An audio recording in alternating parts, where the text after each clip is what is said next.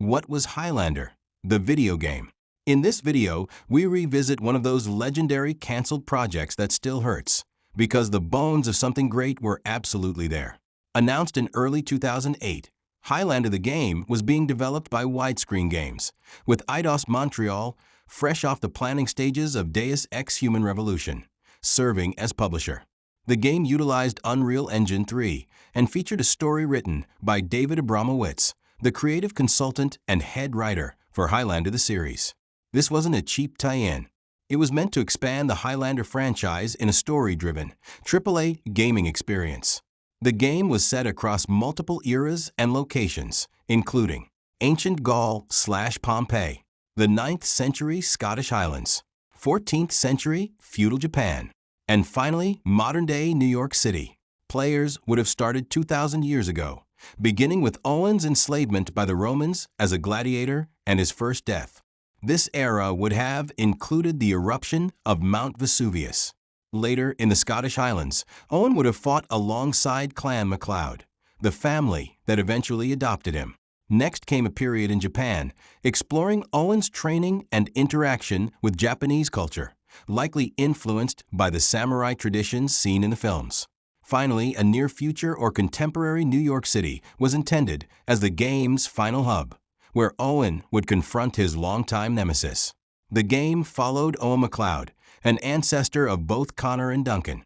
It focused on Owen's search for fragments of a special stone believed to increase an immortal's power tenfold, or possibly make an immortal truly immortal by eliminating decapitation, as the sole means to end an immortal's existence. In the game Mythos, believed to have been voiced by Peter Wingfield, the same actor who played the live-action character, served as Owen's mentor and his first teacher about immortality. Owen also had a mysterious, recurring enemy known only as the Nemesis, who acted as a constant thorn in his side.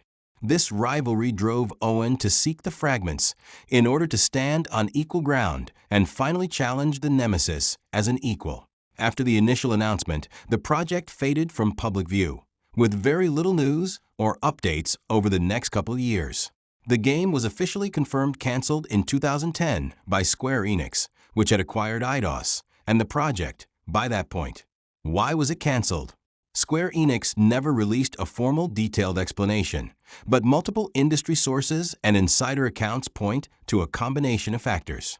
Ownership changes and corporate shifts played a major role. The studio behind the project, Widescreen Games, stopped publicly reporting progress just as Eidos was acquired by Square Enix in 2009. After the acquisition, priorities and resource allocation shifted within the company, and Highlander never regained visible momentum.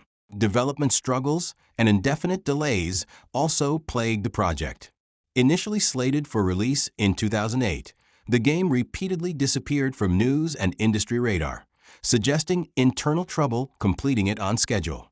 Some sources claim Highlander was postponed indefinitely due to disagreements between the publisher and the IP owner, the Highlander rights holders. Studio turmoil and bankruptcy issues further compounded the problem. Widescreen Games filed for bankruptcy in mid-2009, which likely stalled production entirely and left multiple projects in limbo. There are also unverified insider claims that early builds were incomplete or of low quality, and that this contributed to the game never shipping, though this has never been confirmed by Square Enix. The real tragedy isn't that it was canceled.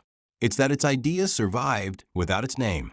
They went on to live in other games, other systems, other worlds, and Highlander, the franchise that understood immortality better than almost anything else, was left behind.